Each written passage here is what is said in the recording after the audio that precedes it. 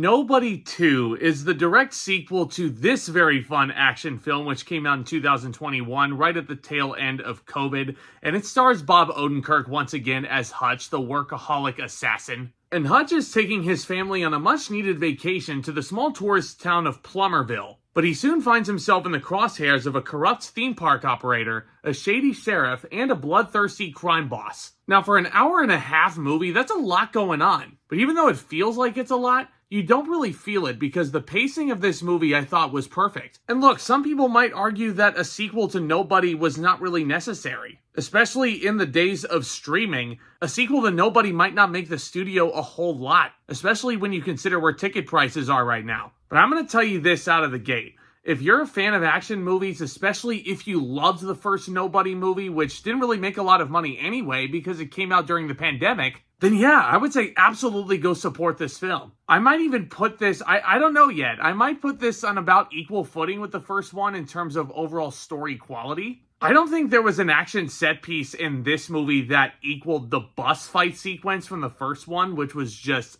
bonkers. But listen, these people kept it simple. This is a very fun movie. Lots of great action set pieces once again. I love Bob Odenkirk in this role once again. He is continuing to prove that even though he might be the most unlikely action hero casting of all time, he's continuing to prove himself a badass. Saul Goodman is slicing and dicing people.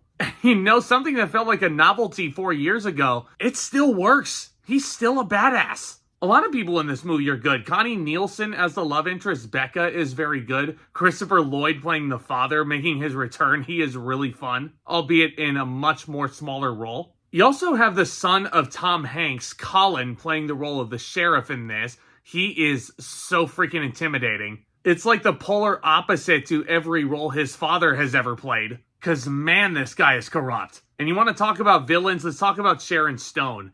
You might call her performance over the top. It might be obnoxious. It might be a terrible performance.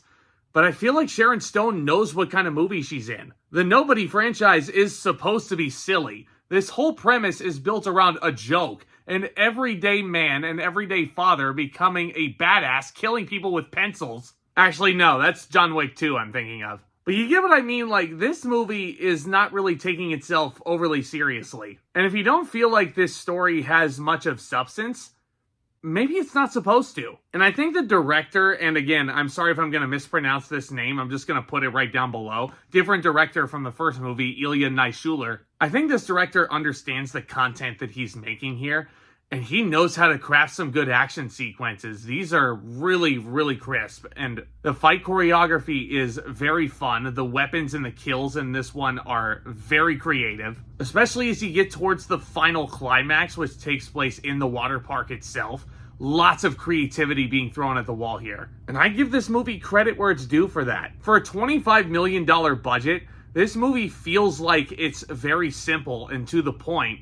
Again, only an hour and a half, but that's good because the pacing is extremely fast, which works in an action movie's favor, and it never really feels like this is a gimmick that's overstaying its welcome. Even though, yes, I will say the premise of this movie I feel like is way too overcomplicated, especially when you consider how simple the first one was. And I'm not going to sit here and say that Nobody 2 is better than the original, but I found an immense amount of entertainment in this one, and I think if you especially love the first film, you're going to buy a ticket to see this one. There's just no fighting that. I'm going to give Nobody 2 a B. Easy, to the point, fun, adrenaline-fueled. It's pretty much what you want in an action movie, right? Yeah, it might not be lacking as much substance, and it's probably not leaning as much into the joke of the first one, but it's still a good amount of entertainment for an hour and a half. There's worse ways to spend an hour and a half of your life. Way worse. Let me know what you thought of Nobody 2 down in the comment section below. Do you guys prefer this one over the first? And let me know what some of your favorite action movies are. It's a big, broad topic. And if you like discussing topics in the film industry, this is a great community to become a part of. Hit that subscribe button if you're new and tap on that thumbs up as well. Thank you so much again for your continued support of this channel. With all that being said, Back Talk, commence.